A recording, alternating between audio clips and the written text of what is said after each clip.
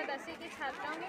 मैं आज त्रिकोणमिति का मॉडल बनाई हूँ, जिसमें त्रिकोणमिति अनुपात में बताना चाहती हूँ, जिसमें है साइन थीटा ये है त्रिकोणमिति अनुपात, जिसमें है sine theta is equal to लंब बटे कर्ण और cos theta is equal to आधार बटे कर्ण, tan theta is equal to लंब बटे आधार और cot theta is equal to आधार बटे लंब, sec theta is equal to कर्ण बटे आधार और cosec theta is equal to कर्ण बटे लंब।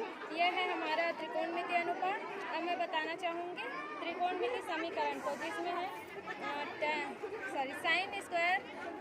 Sign square plus cos square is equal to 1 और tan square plus 1 is equal to sec square theta और 1 plus cot square theta is equal to cosec square theta. ये था हमारा समीकरण त्रिकोणमिति का।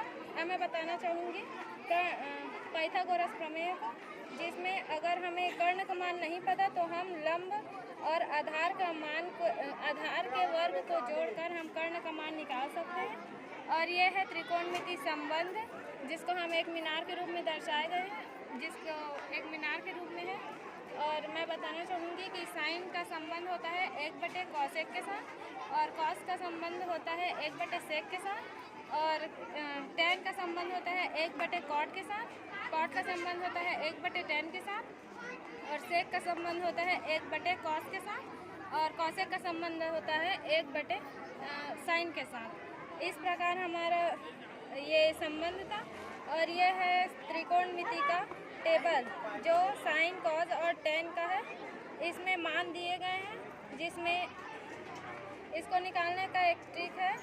इसको जैसे 1, 2 और 3 को वर्गमूल कर इसमें भाग दिया जाता है, इससे हमारा मान निकलता है, जिससे साइन का मान है 0 अंश में 0, 30 अंश में 1 बटे 2 और 45 अंश में 1 बटे वर्गमूल 2 और 60 अंश में वर्गमूल 3 बटे 2 और 90 अंश में 1।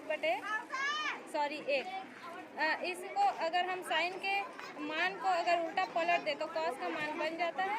और इसी प्रकार टेन में है साइन बटे कॉस।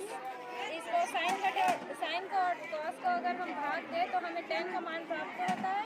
इस प्रकार हमारा त्रिकोणमिति का मॉडल।